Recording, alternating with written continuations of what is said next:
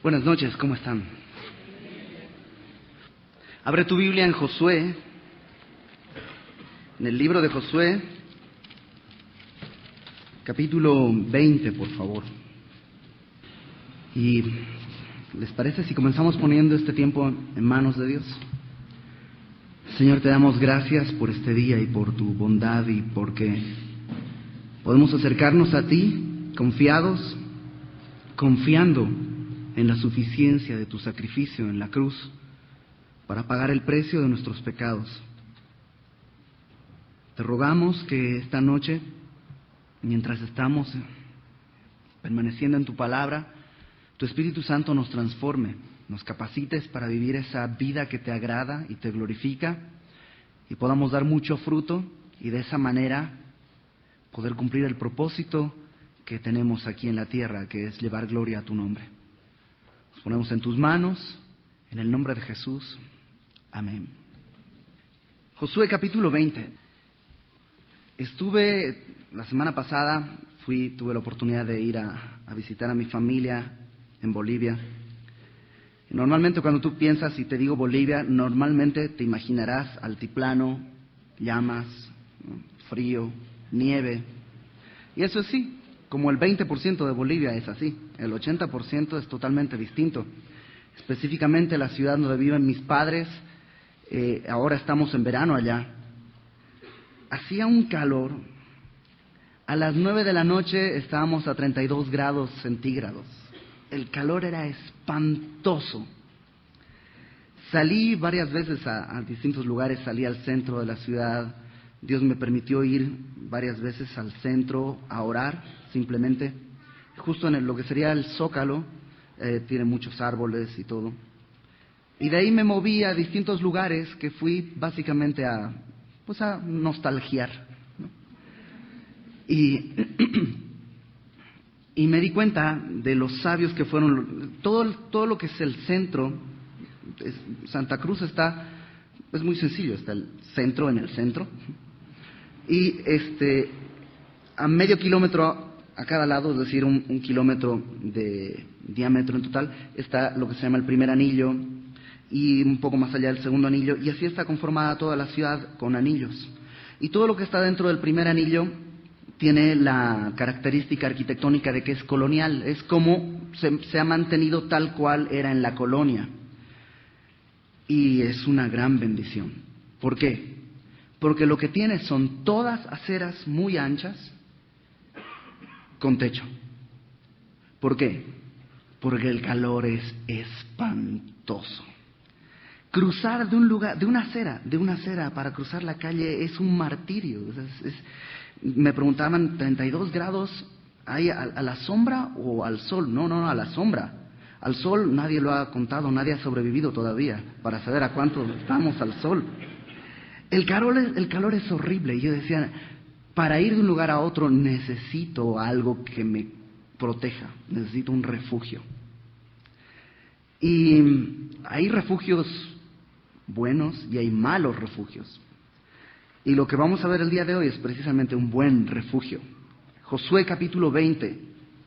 Lo que vamos a ver es, si tú lo recuerdas, ya estamos, el libro de Josué está dividido en, digamos, distintas etapas.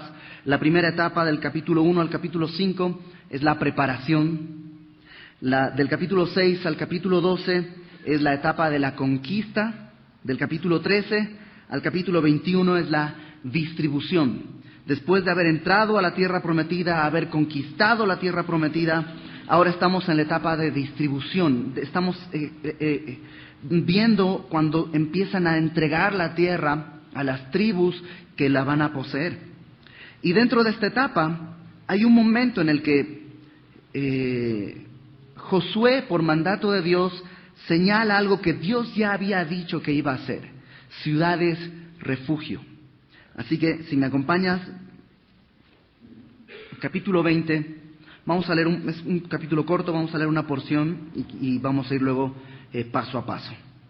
Habló Jehová a Josué diciendo: habla a los hijos de Israel y diles: señalaos las ciudades de refugio, de las cuales yo os hablé por medio de Moisés, para que se acoja allí el homicida, que matare a alguno por accidente y no a sabiendas. Y os servirán de refugio contra el vengador de la sangre. Y el que se acogiere a alguna de aquellas ciudades se presentará a la puerta de la ciudad y expondrá sus razones en oídos de los ancianos de aquella ciudad, y ellos le recibirán consigo dentro de la ciudad y le darán lugar para que habite con ellos. Si el vengador de la sangre le siguiere, no entregarán en su mano al homicida, por cuanto hirió a su prójimo por accidente y no tuvo con él ninguna enemistad antes, y quedará en aquella ciudad hasta que comparezca en juicio delante de la congregación y hasta la muerte del que fuere sumo sacerdote en aquel tiempo. Entonces el homicida podrá volver a su ciudad y a su casa y a la ciudad donde huyó. Entonces, ¿qué es lo que en estos primeros versículos, del versículo 1 al versículo 6, lo que hacen es describirnos algo que ya está y que lo vamos a revisar más adelante en Números capítulo 35, en Deuteronomio capítulo 19 y en Éxodo capítulo 21. Ya estaba señalado, aquí simplemente nos hacen un resumen de lo que son estas ciudades refugio. Ciudades refugio donde alguien que hubiera cometido un homicidio sin querer pudiera escapar para que el familiar de aquel que haya muerto no lo matara. Y estaba estudiando y creí que era necesario entender un concepto bien importante que sucede que la gente se confunde por no tener claro este concepto, que es ¿qué es lo que la Biblia habla acerca del homicidio? Porque la Biblia habla claramente, y la Biblia habla abiertamente acerca del homicidio. En justicia hay una cosa que se llama la justicia retributiva, o básicamente algo que también en ética se conoce como principio de proporcionalidad. Es decir, el castigo o la pena, la severidad de la pena que se le aplique a un delincuente debe ser proporcional al delito que cometió. O la pena debe ser proporcional al daño que se infringió, a la gravedad de la infracción. Y esto pues la Biblia lo deja muy claro en Deuteronomio capítulo 19, en el verso 17 al verso 17, Deuteronomio 19. Si quieres pon una marca porque vamos a regresar ahí un par de veces. Deuteronomio 19, verso 17. Los dos litigantes se presentarán delante de Jehová y delante de los sacerdotes y de los jueces que hubiera en aquellos días. Los jueces inquirirán bien, y si aquel testigo resultare falso y hubiera acusado falsamente a su hermano, entonces haréis a él como él pensó hacer a su hermano, y quitarás el mal de en medio de ti. Y los que quedaren oirán y temerán, y no volverán a hacer más una maldad semejante en medio de ti. Y no le compadecerás vida por vida, ojo por ojo, diente por diente, mano por mano, pie por pie. Esto es lo que la palabra de Dios habla acerca de la justicia que Dios quiere instaurar. Proporcionalidad. Es decir, sacaste un ojo, tienes que pagar con un ojo. Lastimaste un pie, tienes que pagar con un pie. Quitaste la vida a una persona, tienes que pagar con tu vida. Es proporcional, y esta es la justicia que Dios instaura. Ojo por ojo, diente por diente. Ahora, muchas personas encuentran en esto tropiezo porque dicen, la Biblia habla entonces de la pena capital, la pena de muerte. Y muchos te dirán, pero bueno, eso está en la ley. El día de hoy ya no estamos bajo la ley, estamos bajo la gracia. Por tanto, la pena de muerte no es buena, y los cristianos deberíamos luchar en contra de la pena de muerte. Bueno, antes de entrar en ese debate, déjame aclararte que esto no está solo en la ley. De hecho, en Génesis capítulo 9, estamos hablando de muchísimos años antes de la ley. Génesis capítulo 9, justo después del diluvio, en el versículo 6. Cuando salen Noé y sus hijos y las esposas de sus hijos, cuando salen del arca, Génesis capítulo 9, versículo 6, Dios le dice a Noé, el que derramare sangre de hombre, por el hombre su sangre será derramada. Ojo, chécate esto. Dice, por el hombre su sangre será derramada. Es decir, que el juicio que Dios quiere instaurar lo quiere hacer a partir de un hombre. No se trata de que lo pongas en el campo y Dios le va a lanzar un rayo para quitarle la vida o algo. No, no, no. Está hablando claramente, el que derramare sangre de hombre, por el hombre su sangre será derramada, porque a imagen de Dios es hecho el hombre. Y esto está mucho antes de que se instaure la ley. O sea, esto de vida por vida no es un asunto de la ley mosaica. Es un asunto de la justicia de Dios, con una razón, lo acaba de decir, porque el hombre está hecho a imagen y semejanza de Dios. Pero vamos a regresar un momento acerca de las razones que Dios presenta. Alguien podría decir, pero la ley dice en Éxodo capítulo 20, versículo 13, claramente, uno de los 10 mandamientos, no matarás. Entonces la Biblia se contradice a sí misma. No, la Biblia no se contradice a sí misma. La palabra matar en Éxodo 20, 19, una mejor traducción a lo mejor de esa frase, no matarás, tendría que ser no cometerás homicidio, o a lo mejor no asesinarás, que es muy distinto a no matarás. En español a lo mejor no tenemos tanta diferencia en las palabras. En inglés hay dos palabras muy claras que son kill y murder. Kill es matar y murder es asesinar. Y son muy distintas. Tú puedes matar una mosca, pero no es murder. No te pueden acusar de asesinato a una mosca, porque no es algo que no es un delito doloso. Y en inglés, la NBI, la New Standard Bible, la New King James, la Biblia amplificada, todas ellas traducen no cometerás homicidio. Y en español a lo mejor la traducción no ha sido perfecta. Y cuando lo entiendes en ese sentido te queda claro. Imagínate, si no sería ridículo. Porque si encuentras un homicida y la Biblia dice que tiene que ser apedreado, lo llevas, lo apedrean y luego, bueno, que todos los que lo apedrearon pasen al frente porque cometieron homicidio. Entonces ustedes ¡pum!, tienen que apedrear y terminaríamos con todos en un instante. La instrucción en la ley es muy clara. Cuando la Biblia dice no matarás, una traducción mucho más clara sería no cometerás homicidio. Porque hay otros tipos de homicidio que la Biblia no considera como un delito en este sentido. Por ejemplo, es lícito la defensa propia. Cuando estás en peligro y te ves obligado a matar a alguien, la Biblia no te considera sujeto a muerte, porque fue en defensa propia. Y como esa hay muchas otras variantes. ¿Por qué? Porque no están hablando de dolo, no hay un deseo, no hay, bueno, no soy abogado, pero estos elementos que son alevosía, ventaja, premeditación y algún otro que no sé cuál será, pero no hay eso, o un accidente que se produjera por culpa tuya, pero sin ninguna intención y hay como resultado alguien muerto. La Biblia no lo condena como al que es homicida realmente. Entonces,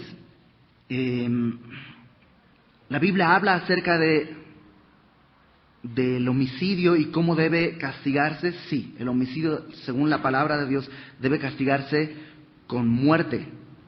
Y esta muerte no es considerada homicidio porque es ejecutada siguiendo una dirección de Dios. ¿Sí me explico? ¿Sí queda claro ese concepto? Bueno, dos cosas más que nos aporta esto, que es bien importante tenerlos en claro. Esta ley, alguien diría, Dios es un sanguinario entonces, ¿por qué pide que una muerte se pague con otra muerte? ¿Dios es un sanguinario? No, todo lo contrario. Dios es sensato. Y lo que está haciendo Dios es poner un límite a la venganza. Porque si Dios no hubiera puesto esto, probablemente si alguien comete homicidio, yo podría ir y cometer homicidio contra esa persona y contra su familia y contra sus hijos y contra sus hermanos y contra todo aquel que está ahí con sus vecinos. Y lo que Dios hace es poner un límite. Y dice vida por vida, es uno por otro. No existen estas vendetas familiares. No es, la palabra de Dios no está abriendo campo a eso, todo lo contrario, está cerrando a ese campo. Y esta ley aporta ese límite para que la justicia no exceda la dimensión del agravio. El segundo elemento que esta ley aporta es que el propósito no es borrar al homicida. Muchas personas, y hay todo este debate entre cristianos acerca de la pena capital, y muchos argumentan y dicen, pero es que la pena capital, donde se ha aplicado, no ha disminuido el índice de delincuencia. Bueno, el propósito de la pena capital no es disminuir el índice de delincuencia. Es más, ni siquiera es disminuir el número de delincuentes. El propósito no es borrar al homicida. El propósito es, acompáñame a Números capítulo 35.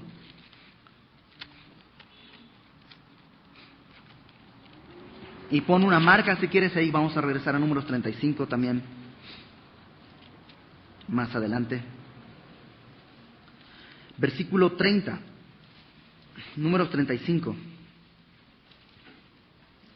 Cualquiera que diere muerte a alguno, por dicho de testigos morirá el homicida, mas un solo testigo no hará fe contra una persona que muera. Es decir, tampoco Dios está estableciendo algo así a la ligera. Tiene que haber 2 testigos, tiene que haber un juicio, etcétera, etcétera. Verso 31. No tomaréis precio por la vida del homicida, porque está condenado a muerte. Indefectiblemente morirá. ¿Qué está diciendo esto? Que si el homicida tiene los recursos y podría decir, que, bueno, voy a resarcir a la familia de la víctima. ¿Cuánto? Le pago. La palabra de Dios dice, no hay precio. ¿Cuánto vale una vida humana? No hay precio. No puede ser. La única forma es que el homicida muera. Verso 32. Ni tampoco tomaréis precio del que huyó a su ciudad de refugio para que vuelva a vivir en su tierra hasta que muera el sumo sacerdote. Esto lo vamos a ver más adelante, un poquito más adelante, lo explica claramente en la porción donde estamos en Josué. Verso 33. Este es el versículo clave. No contaminaréis la tierra donde estuviereis, porque esta sangre amancillará la tierra, y la tierra no será expiada de la sangre que fue derramada en ella, sino por la sangre del que la derramó. Ahí está la clave, esta es la razón. Cuando hay un homicidio, la tierra se contamina. De hecho, ¿recuerdas? Desde Génesis, Dios le dice a Caín, la tierra clama a mí, la sangre de Abel clama desde la tierra. La tierra está contaminada por el homicidio y por la sangre derramada. Y lo que dice la palabra es que no se la puede redimir, no se puede expiar, sino por la sangre del que la derramó.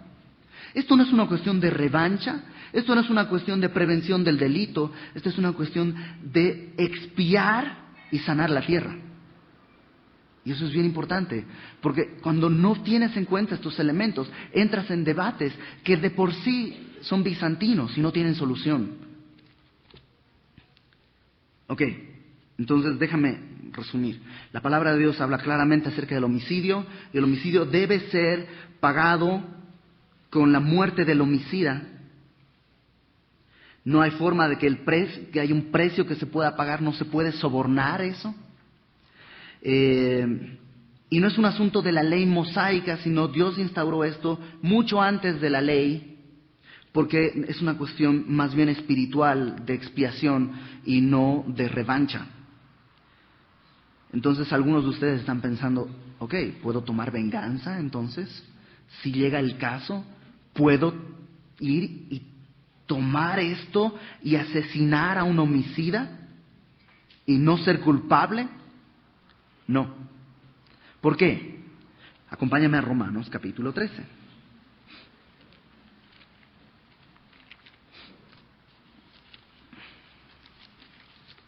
Romanos capítulo 12.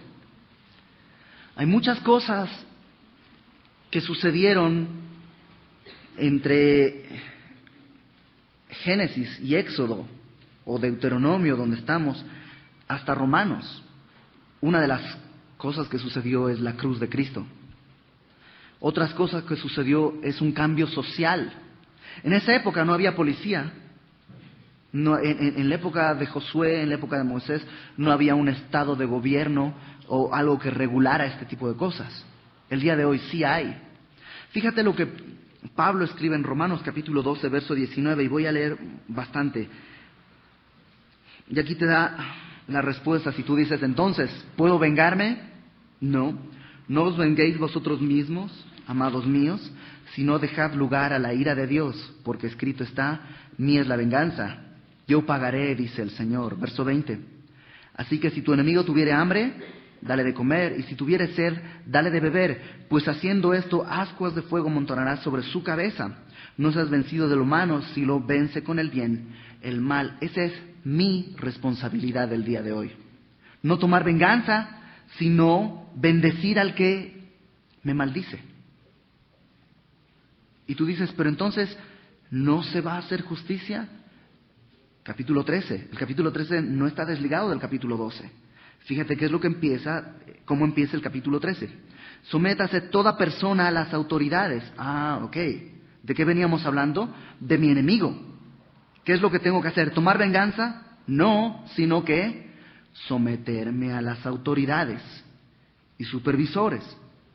Pero son todos unos corruptos. Pero no hay autoridad sino de parte de Dios.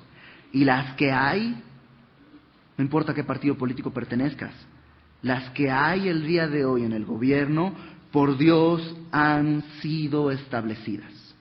Tan tan. Pero entonces, ¿qué tal si este gobierno no está bien? Vamos a armar una revolución para poder establecer las cosas y... Versículo 2. De modo que quien se opone a la autoridad, a lo establecido por Dios resiste, y los que resisten acarrean condenación para sí mismos.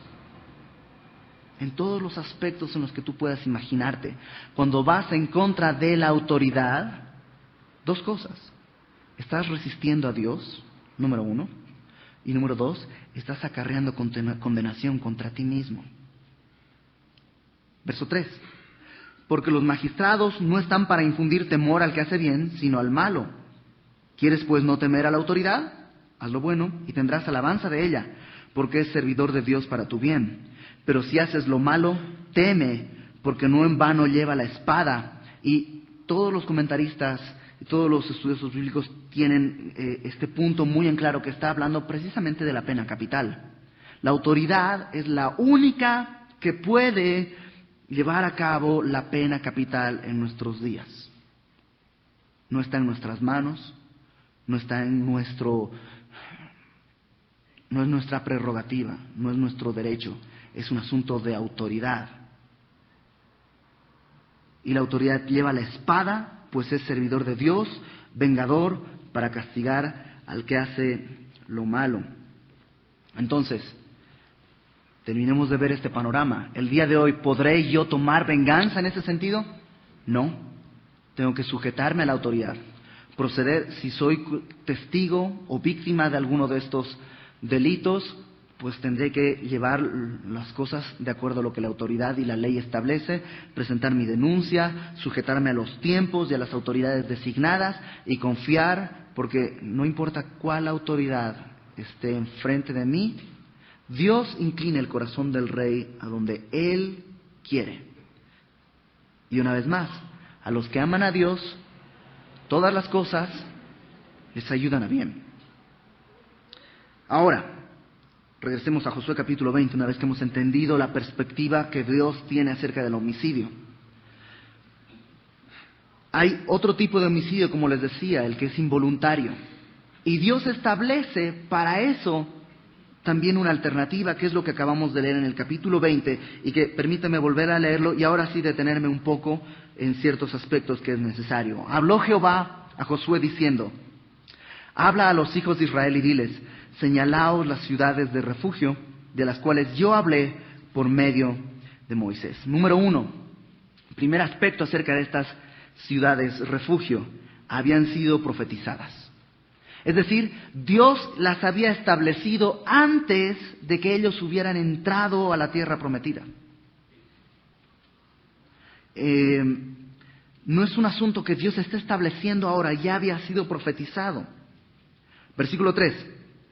¿Para qué son estas ciudades refugio? Para que se acoja allí el homicida, que matare a alguno por accidente y no a sabiendas. Y os servirán de refugio contra el vengador de la sangre. ¿Quién es el vengador de la sangre? La palabra vengador es la palabra goel en el original, y literalmente la puedes traducir como el redimidor o el redentor. En este sentido, tú recuerdas que cuando había una tierra, una porción, y el dueño moría, podía tener de su familia, el pariente más cercano podía redimir esa tierra y comprarla para que no se pierda de la familia. Lo puedes leer en Ruth claramente, todo este dilema acerca del que puede redimir. Pero acompáñame a Números capítulo 35. Números capítulo 35.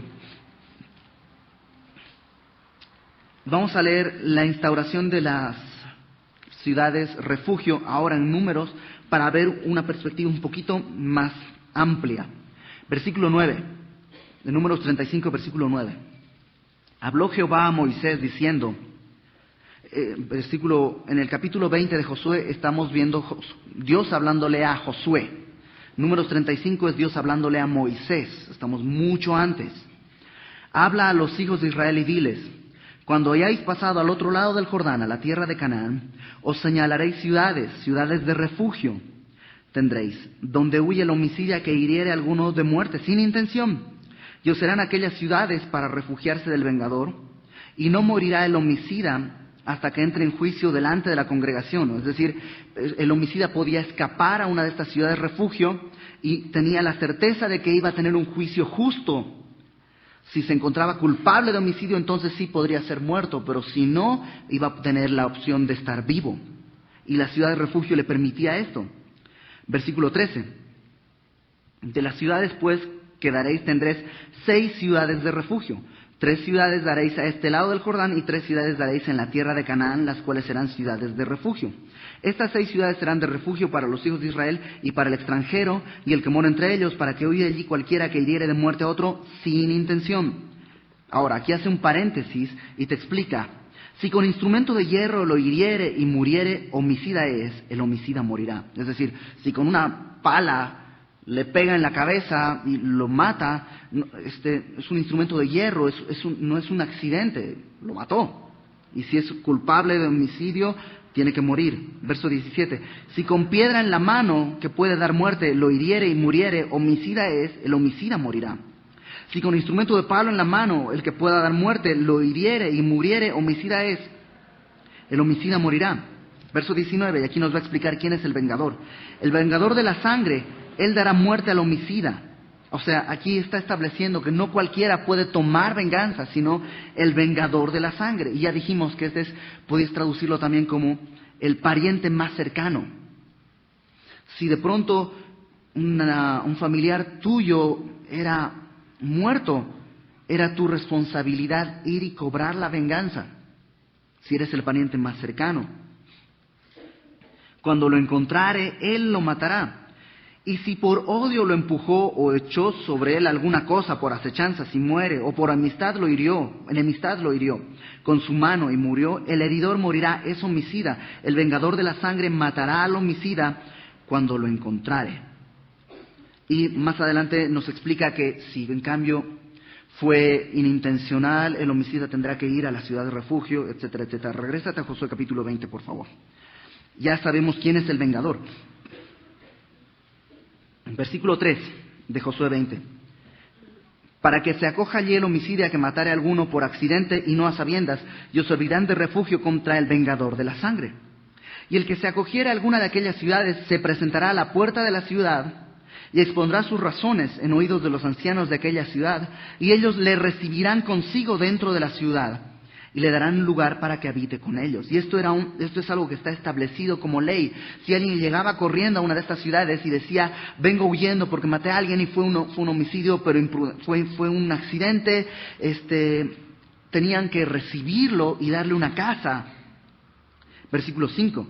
Si el vengador de la sangre le siguiere, no entregarán en su mano al homicida, por cuanto hirió a su prójimo por accidente y no tuvo con él ninguna enemistad antes, y quedará en aquella ciudad hasta que comparezca en juicio delante de la congregación, y hasta la muerte del que fuere sumo sacerdote en aquel tiempo. Entonces el homicida podrá volver a su ciudad. Cuando muere el sumo sacerdote, el homicida podrá regresar a su ciudad y a su casa y a la ciudad de donde huyó. ¿Qué es esto? Bueno, déjame resumir un poquito todo lo que acabamos de leer. Número 1, estas ciudades tenían que tener las puertas abiertas para que cualquier persona pudiera llegar en cualquier momento. En Deuteronomio 19:3 me dice que los caminos de estas ciudades tenían que estar siempre limpios. Si hubiera un derrumbe, si había algo, tenían que ser limpiados, y estos caminos tenían que ser siempre libres para que cualquier persona pudiera llegar y refugiarse en estas ciudades. El homicida tendría que permanecer en esa ciudad hasta la muerte del sumo sacerdote. Y el homicida no podía salir de esa ciudad. En Números 35 y en Deuteronomio 19, lo puedes leer en tu casa, te explica que si el homicida sale de la ciudad y el vengador lo encuentra, lo puede matar y está sin culpa. ¿Por qué? Porque abandonó la ciudad, refugio. O sea que el homicida tiene que estar, digamos, en una especie de arresto dentro de esa ciudad. Y alguien diría, ¿por qué eso? ¿No es medio extraño? Si es imprudencial, ¿por qué no más bien dejarlo libre? ¿Por qué tenerlo encerrado como en la cárcel? Precisamente porque tiene que pagar. Cometió un homicidio.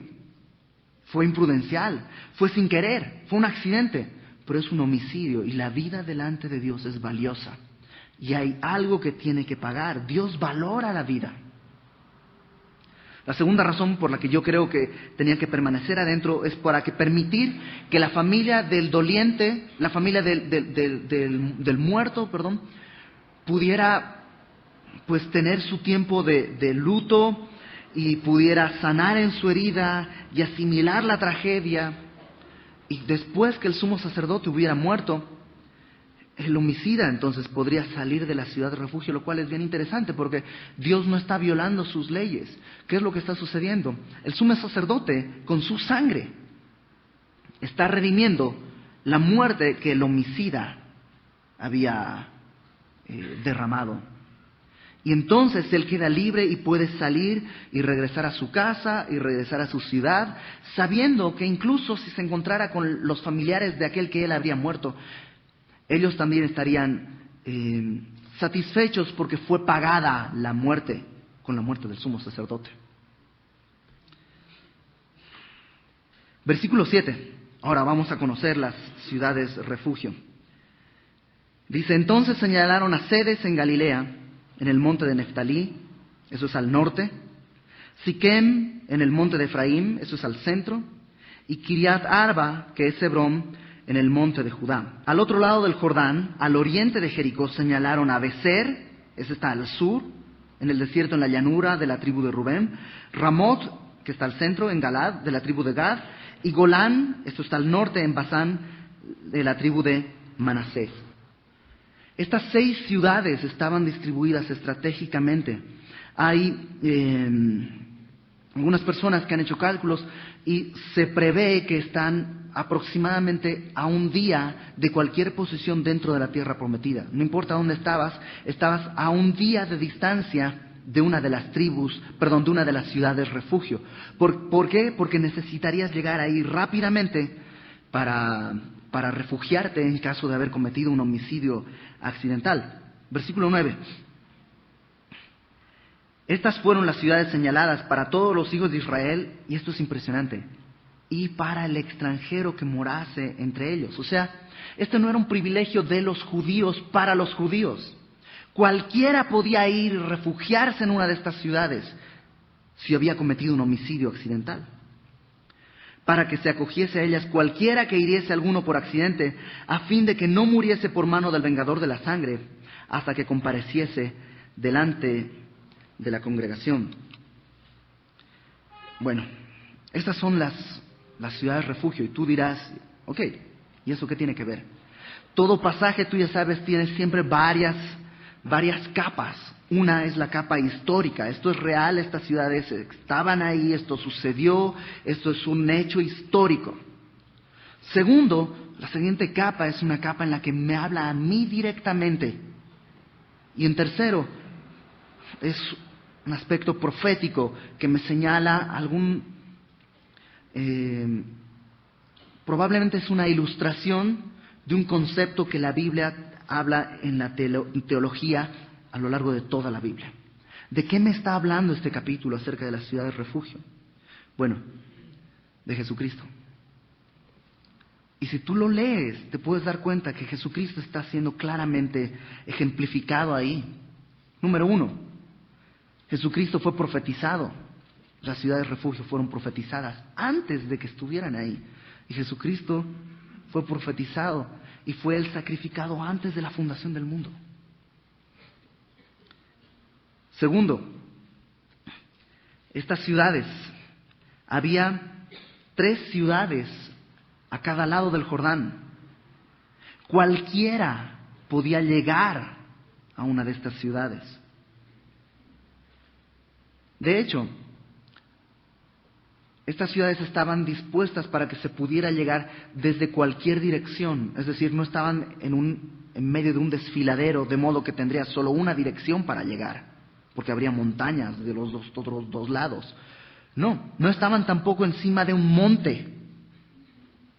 Estaban puestas en un lugar donde fuera fácil llegar y fuese fácil verlas desde lejos. Jesús es exactamente igual. Cualquiera puede llegar a Él.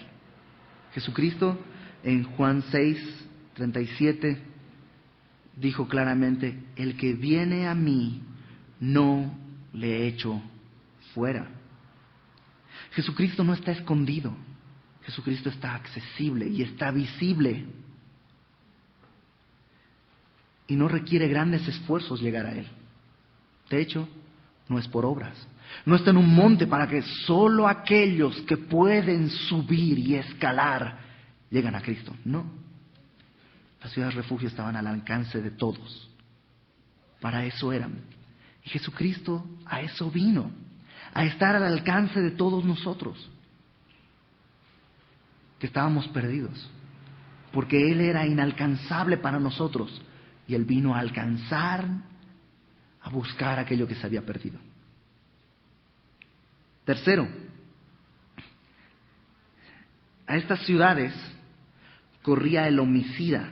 O sea, el homicida, después de haber cometido un crimen, tenía que correr a toda velocidad y llegar y entrar a una de estas ciudades para poder librarse del vengador de la sangre. Y lo mismo ocurre con Cristo. Él está ahí. Él está ahí. Pero no basta con saber que está ahí. No basta con saber cómo llegar. No basta con saber dónde está, o quién es, o para qué sirve. Hay que correr a Él. Hay que estar en Él. Él es nuestro refugio. Y esto es bien interesante, porque algunos piensan y dicen, tenemos que correr a Cristo porque el vengador de la sangre es Satanás. Puede tomarnos, pero no creo. Porque el pecado no es transgresión contra Satanás, es transgresión contra Dios.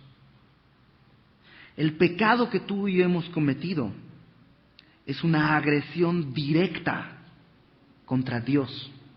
Por tanto, es Él el que puede demandar la venganza y la sangre de todos nosotros. Pero en su misericordia Él proveyó esta salida, estas ciudades a las cuales tú y yo podemos correr. Pero hay una condición. Tienes que aceptar que eres un homicida. No puedes decir, bueno, de todos modos ya se iba a morir y fue un accidente. no es para tanto, no sabía, no lo pude evitar. Todo ese tipo de excusas delante de Dios que a veces nosotros usamos con el pecado. No lo pude evitar, no es para tanto. No, es pecado y te convierte en un transgresor de la ley. Y aquel que transgreda la ley en un punto se hace culpable de todos, dice Santiago. Y eres un reo y eres digno de muerte y hay una sentencia sobre tu cabeza. Y no puedes tratar, ni puedo tratar de negociar con Dios. Él ya estableció la solución. Lo único que puedo hacer es reconocer que soy un pecador, que soy un homicida. Y alguien dirá, yo no soy un homicida. Jesucristo habló claramente. Si te enojas con tu hermano, eres homicida. Pero déjame ponerlo mucho más claro. Si has pecado, Cristo murió por ti. Por tanto, uno de esos clavos lleva tu nombre. Una de esas espinas en su cabeza lleva tu nombre y mi nombre. Y somos homicidas. Y lo único que tengo que hacer es reconocer que soy un homicida y correr a la ciudad, correr a Cristo que está ahí al alcance, con los caminos libres y despejados. Desde cualquier punto puedo llegar a cualquier hora. Solo tengo que correr a Él. No puedo cambiar la realidad de lo que soy, solo puedo correr a Él. 4. Es para todos, judíos, gentiles, libres, esclavos, jóvenes, viejos, hombres, mujeres, es para todos. No importa la edad en la que estés, el día de hoy puedes correr a Él. Número 5, y esto me encanta. ¿Sabes? Esto de que tienes que quedar ahí hasta la muerte del sumo sacerdote me impacta. Porque Hebreos me explica que Jesucristo es nuestro gran sumo sacerdote. Y en su muerte yo soy libre. Pero primero tengo que entrar. Primero tengo que entrar en Él. Por último, los nombres de estas ciudades no son al azar, creo, completamente. Describen a Jesucristo claramente. Sedes quiere decir santificado, santuario o consagrado. Y ese es Jesucristo. Santo, santo, santo. Ese es Jesucristo, consagrado a Dios. No buscó su voluntad, sino la voluntad del Padre. Siquem quiere decir hombro. Y habla de esta idea de cargar algo sobre los hombros. Y Él cargó la cruz. Él cargó el precio de tus pecados y mis pecados. ¿Hasta cuándo? Hasta que dijo, consumado es. Hasta el último minuto, hasta que todo fue pagado. Ahora sobre su cruz, sobre su hombro no está la cruz, está el principado sobre su hombro.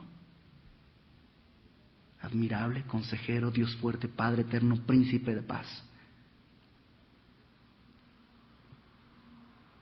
Hebrón quiere decir comunión o amistad. Y es la única manera en la que yo puedo tener comunión con Cristo, con Dios el Padre, solo a través de Cristo. No hay otro camino, solamente Cristo. Él es el único que me puede proveer esta comunión con Él y Él es el único que me puede proveer comunión verdadera con mi familia y con mis amigos. Beser quiere decir fuerte, porque Él es fuerte, capaz de sostenerme. Él es el único capaz de sostenerme en medio del ciclón, en medio de la tormenta, en medio de la tempestad, cualquiera que sea que esté atravesando. Pero ¿sabes qué quiere decir Béser también? Mina de oro. Él es lo único valioso que hay en el universo. Ramot quiere decir elevado, porque no hay otro nombre bajo el cielo dado a los hombres en el cual podamos ser salvos. Por eso Dios le dio un nombre, porque Él se humilló, le dio un nombre que es sobre todo nombre, para que el nombre de Jesús se doble toda rodilla y toda lengua confiese que Jesús es el Señor, para gloria de Dios Padre. No hay otro nombre, solamente Jesucristo. Y Golán, ¿sabes qué quiere decir Golán? Gozo. Gozo. Solo en Cristo hay gozo verdadero. Dios estableció este refugio para nosotros, porque sabía que aquí a veces hace calor, y a veces te quemas y requieres un refugio. Y otras veces estás temblando de frío en el mundo y requieres un refugio que te abrace, que te conforte. Corre a ese refugio. No lo pierdas de vista. No pierdas la oportunidad. No creas que no eres digno de muerte. No creas que no eres un homicida. A diferencia de estos refugios, ¿sabes qué? Jesucristo es un refugio mayor.